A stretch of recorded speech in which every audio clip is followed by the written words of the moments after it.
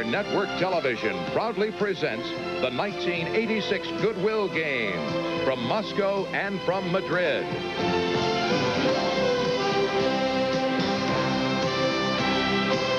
Brought to you by Pepsi.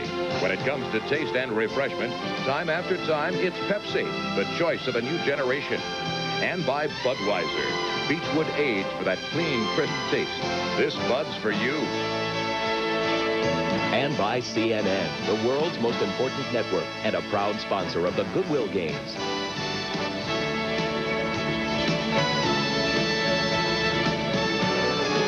And now, here is the host of the 1986 Goodwill Games. From Moscow, Bob Neal. Hello, everybody, and welcome back to the Soviet Union. Along with Marianne Laughlin, Paul Horning has joined us for this hour's report of Day 4 of the 1986 Goodwill Games. Speaking of this hour, Marianne, it's action-packed. That's right, Bob. Tonight we'll be seeing men's basketball, as promised, action from Zaragoza, Spain. It will be Spain against Greece tonight. Also, of course, Paul Horning has some further comments about the lingering controversy in boxing, in which the U.S. Department of Defense had forbidden military personnel from participating in these Goodwill Games. So all that's coming up and more. And it is going to be a sparkling day tomorrow in track and field alone. We have a lot of other venues to cover, too. But in track and field, Edwin Moses will go for his 111th consecutive win. Carl Lewis will compete against Ben Johnson in the men's 100-meter. And perhaps the best high jump field ever assembled will compete tomorrow here in Moscow. The Modern Penn will get underway tomorrow with the final day. That'll be the cross-country run.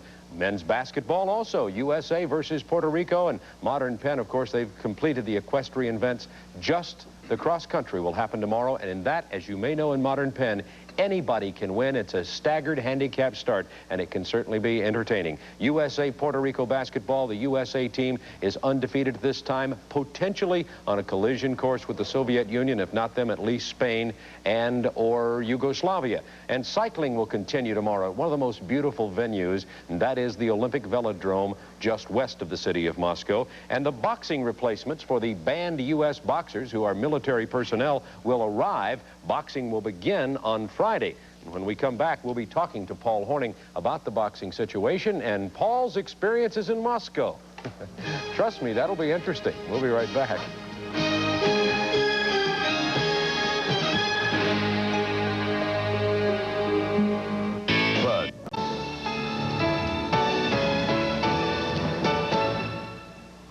Paul Horning has joined us in our studio for our late-night report from Moscow and the Goodwill Games. And Paul was in the other night to talk about the Defense Department ban on military personnel competing in the Goodwill Games, and that affected 9 of the U.S. boxers. The replacements are arriving tomorrow, as I understand, Paul. You've been out to the airport. You've been talking to the boxing people. How about just, first of all, updating us on the latest? Well, I went out to the airport and met Roosevelt Sanders, who is the coach of the U.S. boxing team. He came in with 15 of his team members. They're still 9 short. I really think the only guy who may not be able to be here, and we can't find him, is a gentleman by the name of Wesley Watson. So, Wesley, if you're watching somewhere in the United States, we sure like to see you over here. Come on over. Come on over. But there's 8 replacements that's going to be here tomorrow, and we're going to be right on top of it. We're going to watch them work out tomorrow, and they'll have one day of actually working out, getting their feel. They brought their own food, Bob, and that's very, very important, especially for the boxers. I asked the coach if he was worried about anything, and he said, Paul, I'm worried more about the food. The kids are in pretty good shape, and the replacements, I think you're going to be surprised, he said. They're going to do one great job. They're really up. You know, the U.S. swimming team, and this is not the same thing at all, because the U.S. swimming team were very competitive world times with all the others that are going to the World Championship. But the question I was going to ask you next is, can these replacements really do it? Can being up be enough in boxing, particularly with the kind of competition they face from the Soviet Union, East Germany? Well, I don't know. I don't think so, Bob. We don't have any of the bios, folks, on any of the new replacements yet. We're going to have to find that out today. And it's kind of like, you know, the blind leading the blind as far as that's concerned. I don't think the boxing coach knows too much about the replacements. Hopefully they will do a credible job for the United States. And I really think that it'll move them up on the bit a little bit, Bob. I think you'll see a very energetic boxing team. We still have the favorite in the heavyweight division, Michael Bent. Michael Bent has beaten the Russian twice, Yugupkin, their #1 heavyweight. He is the 1985 and 1986 U.S. national champion, and he will be exciting to watch because he will be a favorite for a gold medal as far as the United States is concerned. As far as the Russians are concerned, they're strong. Now, the Cubans are not here. The Cubans got a great boxing team. The Russians didn't invite the Cubans. Maybe they wanted to try to get the medals for themselves. This ban on the U.S. boxers has reached a little bit further than just the boxing team. We have one modern pentathlete that didn't get to come here. We've had 2, I understand, team goalies handball now for team handball, and as funny as this may sound, the Russians have offered to lend us a goalie. So I don't know where we're going to be as far as team handball is concerned. That is really the ultimate in goodwill. That We'll give you a exactly. goalie, and trust me, this woman will stop all the shots. Yes, I hope we don't believe that.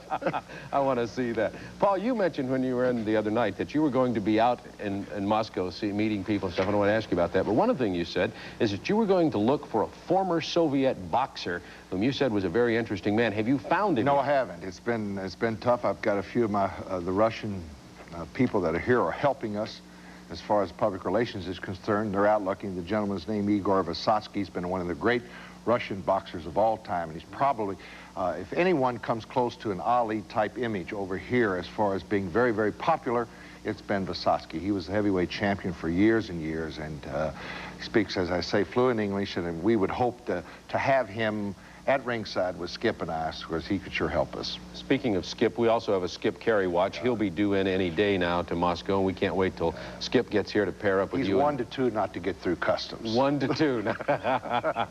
I'll bet on Skip. Skip's tuning up. He can't wait to work with you on the boxing. You have been out around Moscow the last couple of days. Yes, I have. Give us your impressions. First night here, the last time you had been here was several years ago. Now you have a better opportunity to tell us your feelings about the change in the city. Bob, I didn't get to see much of the city the last time I was here in 1979 when we televised Spartacade, which is their national games. This trip I have because I was here for the opening ceremonies, and I really haven't had much to do until the boxing starts on Friday. So this has been a very relaxing week for me.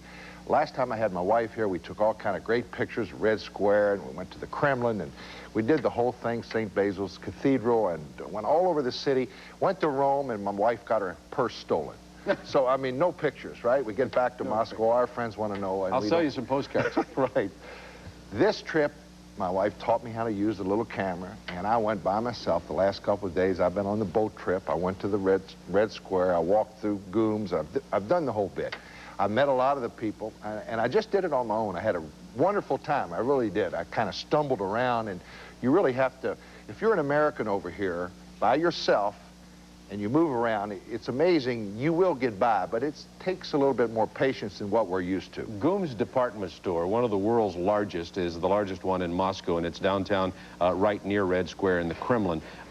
Give us your impression of being inside that department store. I think, especially for the women, and Marianne, I'm sure, was more impressed than maybe I would or you would be, but the clothes there, the way the women stand in lines for hours, but the clothes there, it's like going back to 1930. You know, I mean, I didn't know too much about 1930, about knowing what to buy or anything, because I was still a youngster then. But I mean, you look at what they have to offer and what they have to buy, and it really makes you stop and think. And you see the dress. I think the dress is a lot more liberalized than 1979 when I was here. It's been upgraded a little bit. But it still is such a drastic change. The people are wonderful. They're very, very friendly. I had a gentleman, he had to be in his late 70s, on the boat trip. There's a wonderful boat trip here. You go right down the Moscow River. You get great pictures of the Kremlin from that side, Lenin Hills, the whole scene. It lasts about 2 hours. There's a lot of cities in the United States are the same. In Seattle, you can take the boat trip, and you can see a lot of great things. This gentleman, he knew I was Amerikansky, and he was eyeing me up for about 40 minutes. You don't look very American, you know. No, I had double-breasted, a Goodwill Games T-shirt on, you know, and I had a Montreal, USA jacket on from the Montreal Olympics. And he looked at me and he said, Amerikansky, and I said, yes. And he said, you tell the American people, real serious, and just out of the clear blue sky, no war. no war. We want peace. And, you know, just very serious. It kind of caught me off guard, you know. I mean, he just wanted to say what he felt. And maybe, hopefully, what everybody felt. And that's what this is all about. We get one more hour of peace. It's worth all the Goodwill Games. Right. Paul, thanks for being with us tonight. Paul's going to stay with us for the entire hour of our late night report from Moscow. So you stay with us. We'll continue in just a moment.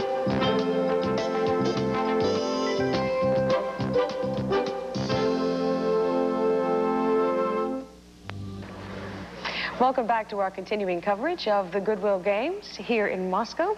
And we're now going to bring you the much promised men's basketball championship game between Spain and Greece from Zaragoza, Spain. We're going to pick up the action for these both 2-0 teams in the second half. Here is the top of that action. With Mike Fratello, this is Mel Proctor back in our control center in Madrid, Spain. We're watching action from the Zaragoza Sports Palace in Zaragoza, Spain, as the second half is about to get underway between the host Spanish team and a surprising Greek team. Spain leading by just 2 at the half. Big decision here by the team from Greece. Do they start Christodoulou or leave him on the bench? He scored double figures, but he's in foul trouble with 4 personal fouls. I thought they might try to buy some time and leave him on the bench to start the second half. Margay with a 3-pointer to open the second half scoring for Spain. The coach of the Greek team, Kostas Politis. Nick Gallus, number 4, back in there in the second half for Greece, although he scored only 5 points in the first half after scoring 53 and 34 points in Greece's first 2 games. And once again, Spain comes out and puts Costa on Gallus to try and take him out of the offensive pattern. And keep in mind, Costa does have 3 personal fouls, but at this point, Diaz Miguel just wants the aggressiveness to keep Gallus from getting in one of those hot streaks. And the foul is called on Margay. Spain leads by 5.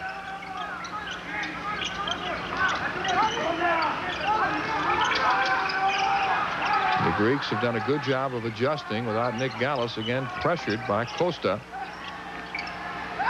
Still can't get on track. Gallus again. And this time we've got a foul. Maybe on Gallus protesting. I think he wants a goaltending call. He felt that the man went up and took the ball out of the cylinder. But as we mentioned, once it hits that rim and it comes off it, that's a free ball up there. You can't take the ball off the rim, but after the ball hits the rim and is still in the cylinder, you can slap the ball away, or you can stuff it through if you're the offensive team. Gallus with a hesitation move to the basket, banking it high off the glass. Nice move as he had to get a little extra arc on that shot with a defensive man right in front of him. Basically took Costa and threw him out of the way. Epi scores for Spain. He's had an outstanding game with 18 points. Giannakis with a 3-pointer. 16 points for Panagiotis Giannakis. He's 4 for 5 from the 3-point line. Outstanding shooter with range. Romai, the 7-footer. Number 9 for Spain, Epi, who has some great one-on-one moves, but a fine block by Kouburis of Greece. And the Greeks force a turnover. Gallus, who loves to run the court in the breakaway, kind of a Gus Williams of Greece, if you will. Gus, who has had so many great years in the NBA with Seattle and now with the Washington Bullets, runs that one-man fast break, and that's exactly what Gallus does for the Greeks. He starts out with 4 quick points, and as we said, scorers find ways of getting themselves on track, whether it's offensive rebounds, flying out on a fast break to take a long pass, and that's what Nick Gallus has learned to do. And it looks like Christodoulou may have picked up another foul. Trying to fight his way through a screen. It's not a very smart foul, having 4 fouls going into it. To run into a screen and take yourself out of the game. I think that's only his 4th foul. I'm sorry, Mel. I thought it was his 5th. You know, speaking of Gallus reminding us of Gus Williams, we'll have all of these players named by the end of the tournament. We have Tikhonenko of Russia, who is the Louis Orr of Siberia. We have the Greek player, Kouburis, the Granville Waiters of Greece, and now we have the Gus Williams of Greece. That's right. We have a whole collection here. Costa on the missed shot for Spain. Gallus, number 4, so quick. He jumps very well for a man at only 6'1" and not afraid to go inside, but his shots just will not fall.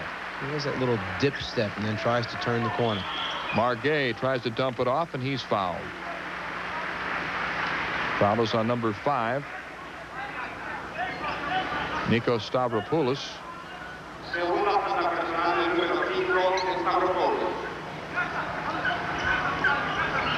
Score tied 48-all in the second half from the Zaragoza Sports Palace. Jimenez with the entry pass, slapped away. And Epi scores again for Spain. He's been their most effective weapon so far. Chicho Severio again on the bench to open the second half. He played very little in the first half for Spain. I'm wondering if there's an injury involved here that we don't know about, but Severio is such an important part to the Spanish offense, and to be missing him obviously is hard for them to handle. Joaquin Costa is charged with a foul, and he's a little upset. He now has 4, so each team has key players in foul trouble. Or is that the 5th on him? He showed that little unhappy giraffe sitting on the end there. I think that's number 5. See, they tried to pick him off. And so apparently he has fouled out. We say apparently because we are not at the arena. We are back in Madrid watching the action, but it does appear that Costa is out of the game. And number 14, Juan Creos, is in the game, replacing him. Spain leading by 2, 50-48, unable to shake this determined team from Greece. It'll be the Greeks' ball on the side. Stavropoulos will inbound. To Kabouras.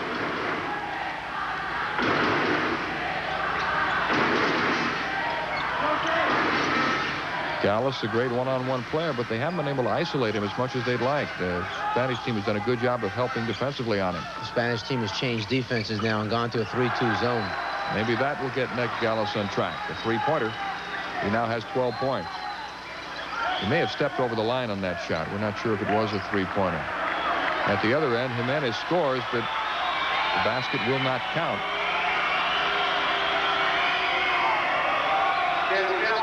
I think they called an offensive foul on Jimenez just before he released the ball.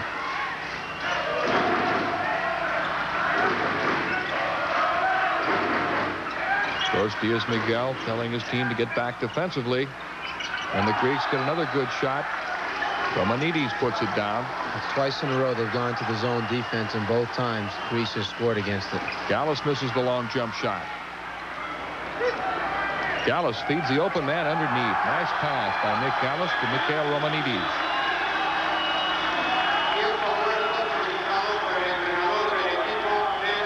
And the Greeks have opened up a 5-point lead, and Coach Diaz-Miguel is going to go to his bench. His team's struggling right now, and it looks like Nick Gallus is beginning to get on track for the Greeks. He picks up the loose ball. Obviously, he's such a threat. They must run at him to stop the ball, and then he throws a great bounce pass underneath. And so the Greeks lead by 5 in second half action from the Zaragoza Sports Palace. Portions of the 1986 Goodwill Games have been brought to you by Pepsi. When it comes to taste and refreshment, time after time, it's Pepsi, the choice of a new generation. It's been a close game all the way, and in the second half, the team from Greece in the tournament for the first time, leading Spain 55-50. See, both teams continue to shoot extremely well. The second half, Greece has come back out and gotten their main player involved in the offense, and Nick Gallus just needed some time to make a few adjustments, get himself going, and now, due to his hot hand, he's got his team out in front. Jose Margay with a field goal. He's got 12 points. Last night in beating Korea 120-73, Spain shot 68% from the floor. Anytime you can run the floor and use your fast break, you're going to have a high percentage, and Spain is noted for their outstanding break. Three-pointer by Nick Gallus. He's just starting to warm up now. We're going to see a lot more of him before the game's over. Gallus has scored only 5 points in the first half. Fernando Martin down the lane, and he's fouled from behind. Martin a little bit unhappy with the way he was fouled. I think he felt it might have been a little bit too hard, that foul, but it's better not to give the layup up. Make sure if you're going to foul him, make him go to the foul line and make his free throws. Nikos Stavropoulos charged with his third foul. Martin is impressive, isn't he? Big and strong with some nifty moves underneath. Unfortunately, he's laboring now with the injury, and I don't know if he's going to be able to have this thing cleared up before the tournament's over. Anytime you're dealing with an Achilles tendon, it's a severe problem. Martin had 14 points against France, 10 against Korea. Fernando Martin, 24 years old. A 5-point lead for the Greeks with 15 minutes left in the second half. Giannakis. Backdoor to Gallus. Good help defensively by Jimenez, chasing him outside.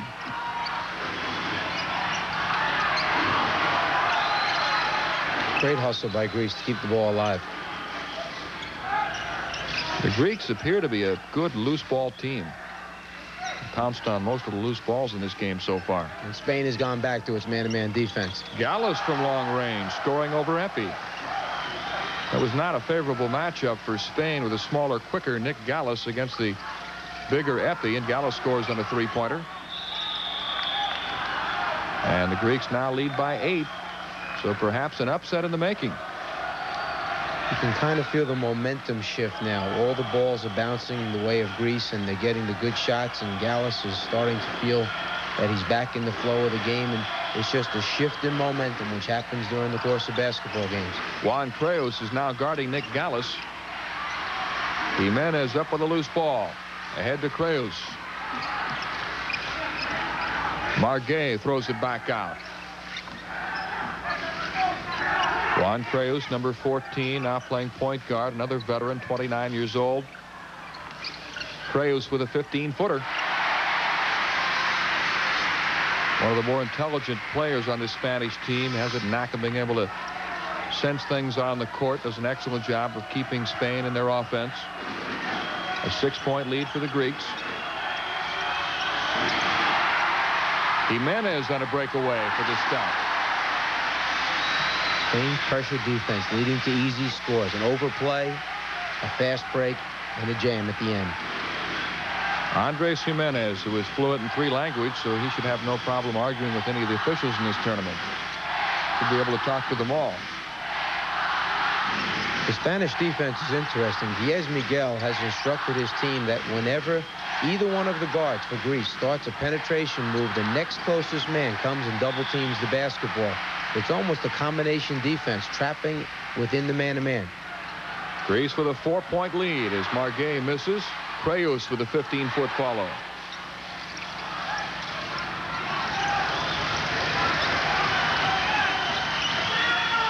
Gallus. Gallus runs down the loose ball and gets it to the playmaker, Giannakis, as they set up again. Guarded by Epi. Creus guarding Nick Gallus. Gallus looking for a screen. Trying to play a little pick-and-roll basketball right here. And a turnover by the Greeks. Creus leading the fast break. And the Spanish team converts on the break. And the fans in Spain love it. A big contingent, of course, with Spain, the host team in this 10th World Basketball Championship. And they battle back to within 2 now. Yes, the Spanish defense overplaying, harassing Greece has brought it back to a 2-point game, giving them easy shots on the fast break. And the basket counts by Giannakis. What an effort. Christodoulou on the bench in foul trouble. Now the officials conferring maybe the basket will not count. The Greeks certainly think it should. Well, it all depends where the foul took place. If it was the first foul out by the foul line, then it should not count. If it's the second one they're calling, then it should count.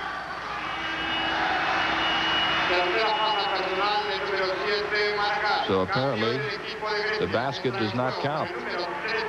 Christodoulou coming back in for Greece. Keep in mind, he has 4 fouls on him and has scored very well in the first half. So the basket does not count. The Greeks have the ball.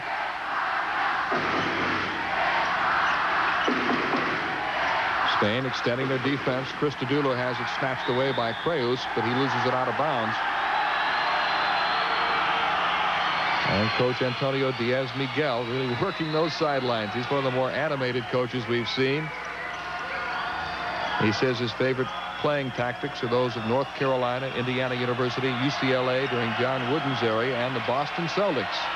I'd say he's picked a couple of pretty good teams for his teams after. And we'll see a lot of the influence of coaches like Bobby Knight, and Dean Smith, and Lou Carnesecca on the Spanish team. Well, the pressure defense alone tells you that he's followed them closely because they've always played excellent defense, those teams. Epi looking inside for Martine. Epi open again. Three-pointer. Martine with a rebound. They keep trying to post up Martine. I'm not so sure that he's a very good back-to-the-basket player. Fernando Martine scores for the Spanish team to tie the score at 61. What a game this has been. And we have a timeout on the floor with the score. Spain 61 and Greece 61. We will be taking you back to Spain for more second-half action between Spain and Greece in men's basketball. Again, the score tied 61-all. But first, once again tonight, we have a short installment of My Moscow. Stu Lurie's look at the city he's lived in and worked in for years, first as a newspaper reporter and then as senior correspondent for CNN. One of the places to go in the Soviet Union to learn something about the history of this country is a cemetery. The graves are endlessly fascinating. The most interesting is only a few hundred yards away from Lenin Central Stadium in Moscow. The new convent of the Virgin, Novodevichy, is what you think of when you imagine old Russia. There's the tall brick bell tower with the gilded onion dome and the crenellated wall bespeaking opulence, mystery, strength. What you can't imagine is the cemetery behind that ancient wall.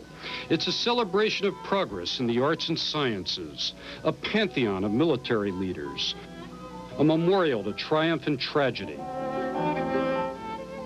a last resting place for some famous political leaders and their families. This is the grave of Joseph Stalin's wife and the mother of Svetlana Aluyeva, who defected to the United States, redefected, and then this year redefected yet again. Svetlana now lives in Wisconsin, perhaps forever unable to see this mournful beauty.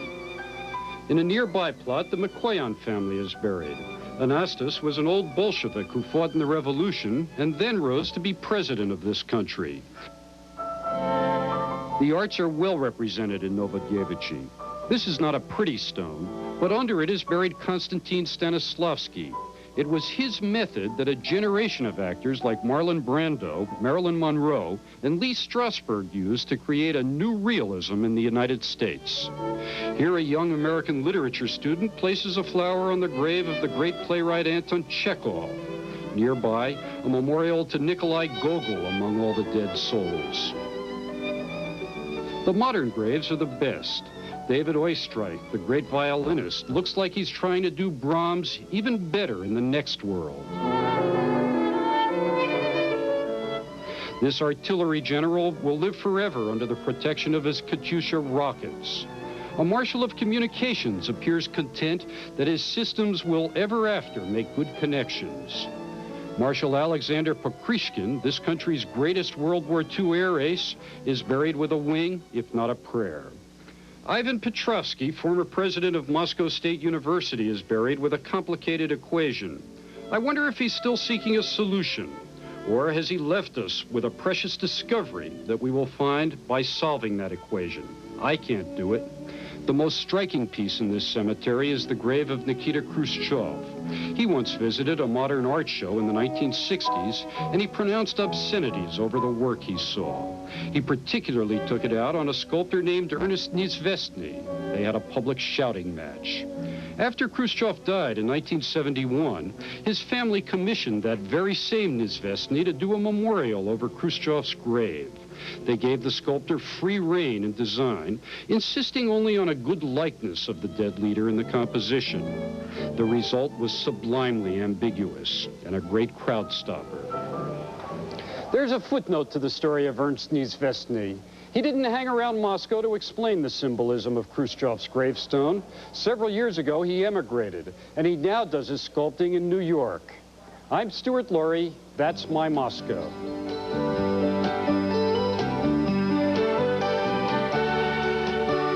They're tied 61-61. Spain, one of the top 4 contenders, along with the Soviet Union, USA, and Yugoslavia in the men's World Basketball Championships in Spain. Paul, I don't know if you've had much of an opportunity to get to see the World Championships if they've been played here with the 24-team field, but the game has changed, and I know you're very into basketball. What have been your observations about the international game recently? First of all, if you don't look at basketball and you live in Louisville, Kentucky, they run you out of the city. You know. No kidding. But anyway, I really think that the team that we have here, you know, naturally is one of the best teams. They're not the favorite team to win the medal. They may win the medal. We hope they do, but it'd be interesting to see. But I think what's happened in basketball, there's so many different things for these youngsters to do, these college students. In summers, they're always going to China, or they're going to Japan, or they're touring the Orient. Now they're coming to Europe. And it's really tough to put together your best 10 players at any one time. So what we're seeing is a conglomerate, so to speak, of hopefully the best that we can get together. And I think this team here, naturally, as raw talent, they're still the best. They're young, they're going to make mistakes, and that's what they got to overcome, especially with such an experienced team like the Russians. Well, the USA team will be playing against Puerto Rico tomorrow. We'll, of course, have coverage of that game. But tonight, Spain, one of the top 4 teams in the seedings going into this tournament, has got their hands full. Greece is ahead right now, and there may be an upset in the making, so let's check back in with our basketball from Zaragoza, Spain.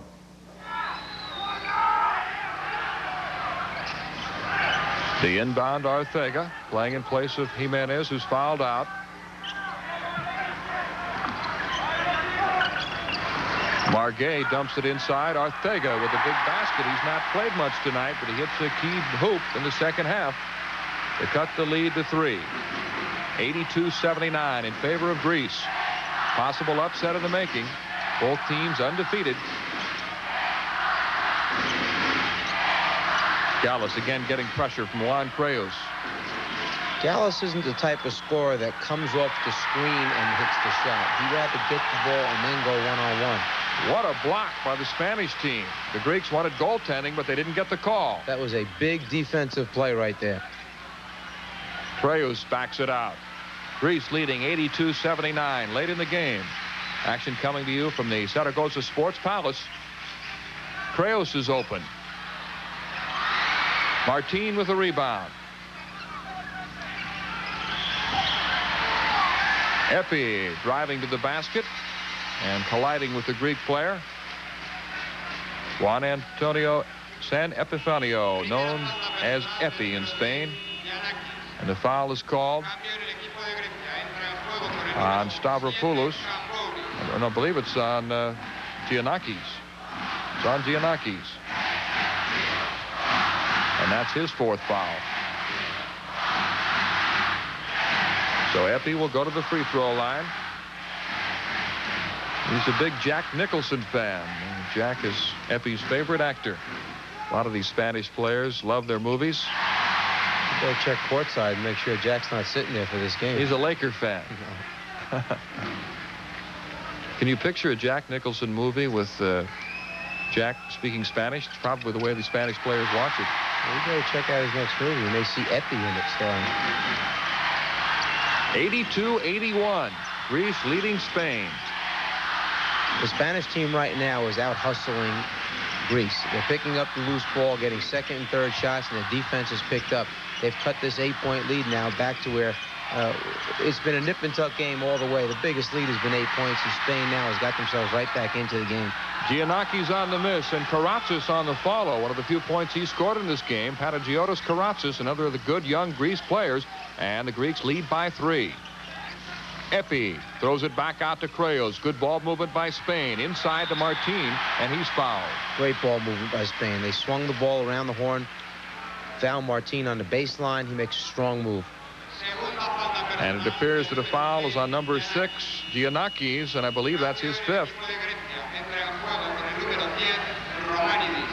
Greece leading by 3.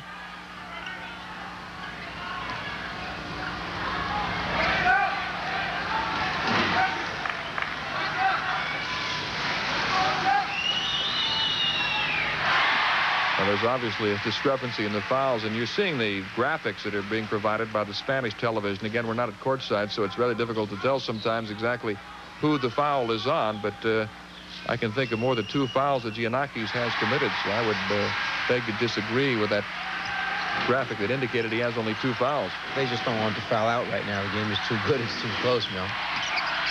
84-83 in favor of Greece, and Giannakis, a little out of control, turns it over.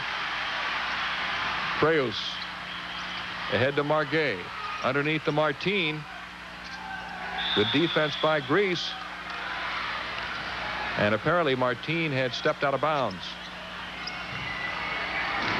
Coach Diaz-Miguel obviously worried with his team down by a point. They had to be favored coming into this game. He just told him to keep up the pressure right now. He doesn't want him to let up. They're right there. He knows he's got a chance to win this thing. And he's just telling him to stay up and pressure. A little pick and roll action coming up. Gallus throws it back. Ball stripped away. And we'll have a jump ball as Fernando Martin gets tangled up with Karatzis of Greece.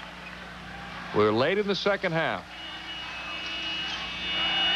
And it's been a tight game all the way. Greece leading by a point.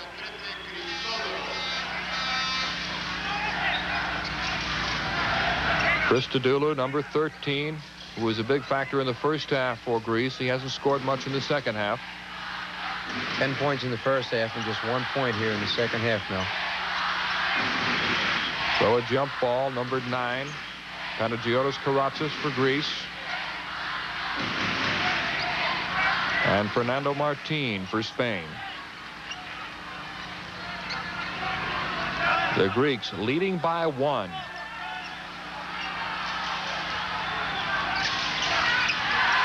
The tip controlled by Spain as they attempt to take the lead late in the game. Martin inside. And he scores to give Spain the lead. The Spanish fans love it. Fernando Martin obviously not at full strength tonight, playing with a bad leg, but contributing the key point in the game. Christodoulou is forced back outside. Good defense by Margay. Christodoulou following the miss. And he can't get the shot to fall, but he was fouled by Fernando Arteaga, number 11 of Spain. That was great effort by Christodoulou. He takes a bad first shot, but makes up for it with exceptional hustle. Comes up with the loose ball, and then in the middle of traffic goes up strong and draws the foul. There's the foul right there on the left arm.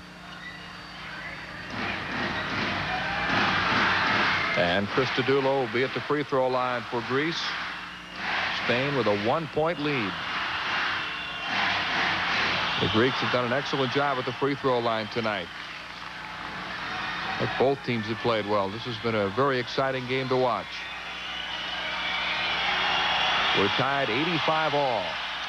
And Greece is back on top on 2 free throws by Christodoulou. You have to give the team from Greece a lot of credit. Playing here in front of the host team's crowd and not getting the best game out of their star player, Nick Galis. They've hung right in here. Margay guarded by Christodoulou. Greece leading by 1. They go inside to Arteaga. And he is fouled by Romanidis. Diaz-Miguel wants the basket to count, but I don't think the officials are going to give it to him. Third foul on Mikhail Romanidis.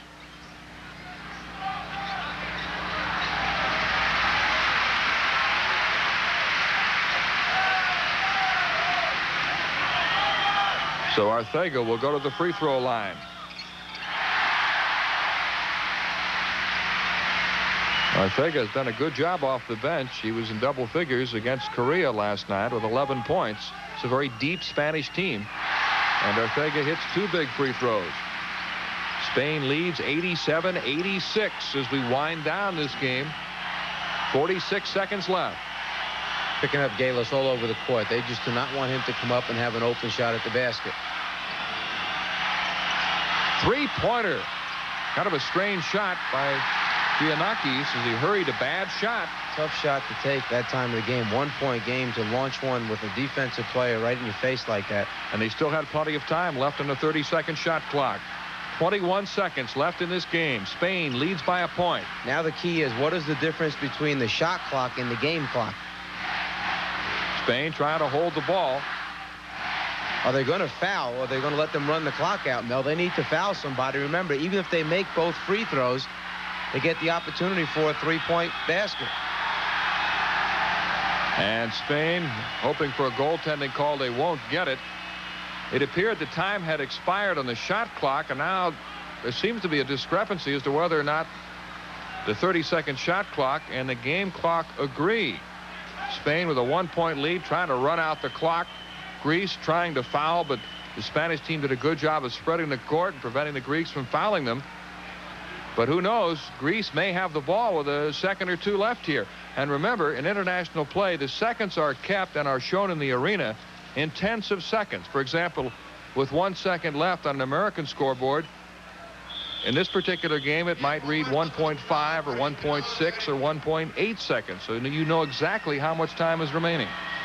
Yes, I think what we're seeing right now is the team from Greece wants them to add time back onto the clock. They feel that they should have another 2 seconds added onto the clock, which obviously would give them more time to get a better shot off. And it's up to the referees conferring with the table to determine what was the difference in the shot clock and the game clock when Spain gained possession of the ball. There's our score, with Spain leading 87-86. But it appears there is some time left, and we understand that there is 1.8 seconds remaining in this game. Greece will have the basketball. And Spain has to play some defense, but there's not really a lot of time to make many passes. Just a quick inbound, the first available shot, even from half court, if it's there. Well, about all Greece has left. 1.8 is a little bit longer than you think, yet not quite long enough, depending on where you take the ball at. Now, the official is giving the ball to Greece. Foul line extended in the back court, so they have to go approximately 75 feet in 1.8 seconds to get a score. 1.8 seconds remaining as they inbound.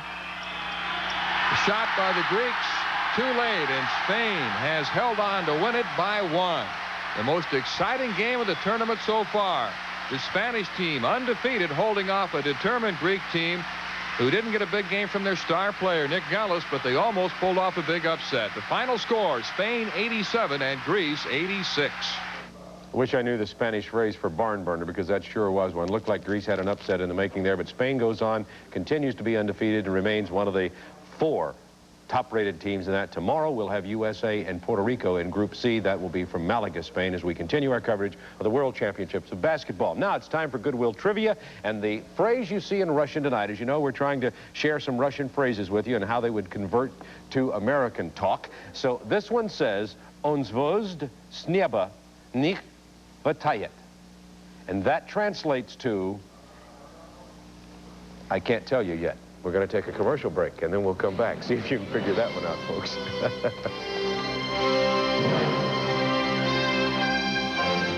Okay, folks, here's the answer to "On zvezd s neba nik vatayet." That translates loosely to "he doesn't pull stars from the sky." Now, that may not make much sense to you, but in the Soviet Union, that phrase means the same as you might say in English. The elevator doesn't go all the way to the top. He's an empty suit. Both oars aren't in the water. Something that Paul Hornung would never say about me. It's That's got to be the biggest Bob Neal snow job. I mean, how do we know that you're pronouncing the Russian right? I mean, how do we know that you're pronouncing the Russian version of it correctly? You're just a great big put on. I have to be trusted on this. I've been checked out by the highest Russian authorities, and trust me, this one, folks, it is accurate. Paul, you'll join us again later in the week. Boxing starts Friday? Boxing starts Friday, and it'll be Horning against Kerry. Oh, boy, I can't wait for that. And the U.S. team with the replacements, can't wait to see who that is. And, Marianne, we have an interesting day tomorrow. Something else coming up tomorrow, which is going to be great. The final event for the modern pen. Looks like the Soviet men are going to dominate the men's angle, but we have 2 U.S. women, Lori Norwood and Allison Reed, who have a shot at medals tomorrow. So we'll look at the 2-kilometer cross-country run to wrap that up. Okay, thank you. At the end of our 3rd day of coverage, there have been new world records in 3 sports, a signal that these inaugural games are indeed significant. First, it was Soviet Vladimir Salnikov breaking his own world record in the 800-meter freestyle with a new record of 7.50.46. Then Jackie Joyner of the U.S., coached by her husband, Bob Kersey, not only setting a new world record in the heptathlon, but achieving a lifelong goal of surpassing the elusive 7,000-point barrier. And earlier today, the story of another athlete already in a class by himself as you look at Jackie Joyner and the spectacular performance in the heptathlon. And the Soviet athlete in that class by himself is pole vaulter Sergei Bubka, bettering his own world mark record to 19 feet 8 inches and 3/4. He's boyish. He's still full of intensity and enthusiasm. Bubka clearly distinguishing himself as the reigning monarch in his sport.